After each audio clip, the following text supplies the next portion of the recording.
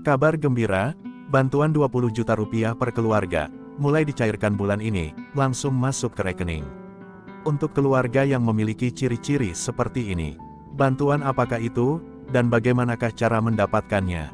Simak videonya sampai selesai. Assalamualaikum warahmatullahi wabarakatuh.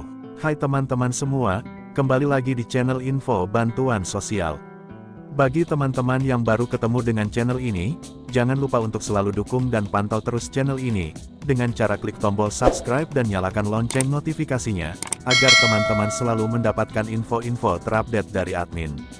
Di akhir tahun 2022 ini, seluruh anggaran yang sudah dialokasikan oleh pemerintah, baik itu di kementerian ataupun di masing-masing lembaga, harus sudah terrealisasikan semuanya, karena apabila tidak terrealisasikan, maka ini akan menjadi catatan, dan bahkan mungkin di anggaran tahun 2023, akan terjadi pengurangan anggaran di masing-masing kementerian, atau lembaga yang tidak menuntaskan anggaran yang sudah ditetapkan oleh pemerintah.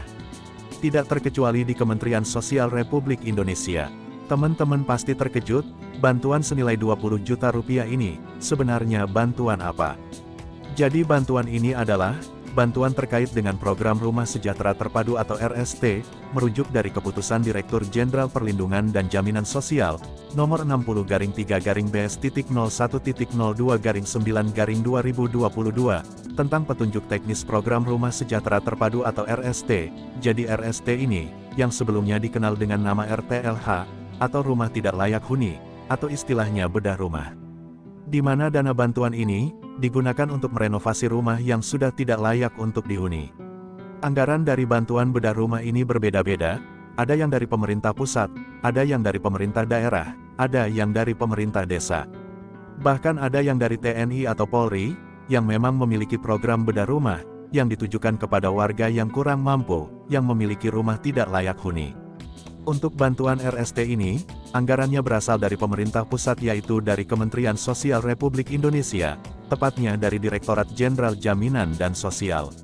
Tujuan dari program RST ini yaitu, yang pertama, mengembalikan keberfungsian sosial dari penerima bantuan sosial melalui perbaikan kondisi rumah.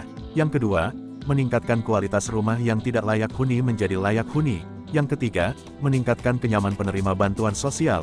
Yang keempat, menumbuhkan nilai-nilai kegotong royongan, partisipasi, kepedulian dan kesetiakawanan sosial, di antara penerima bantuan sosial, dan warga masyarakat setempat.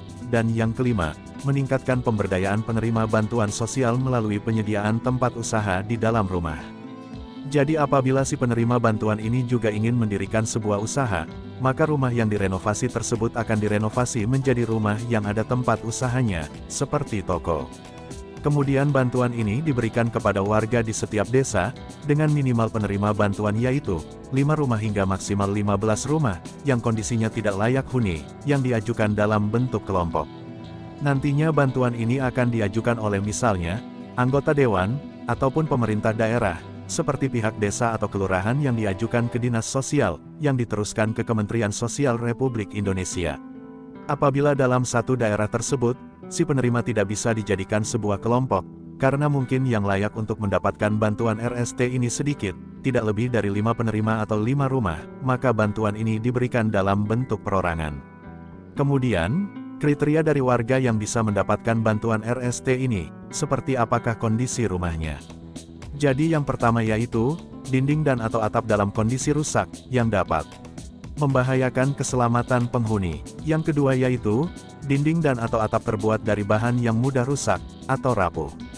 Yang ketiga yaitu, lantai terbuat dari tanah, atau papan, atau bambu, atau bahkan semen, dan mungkin keramik tapi dalam kondisi rusak.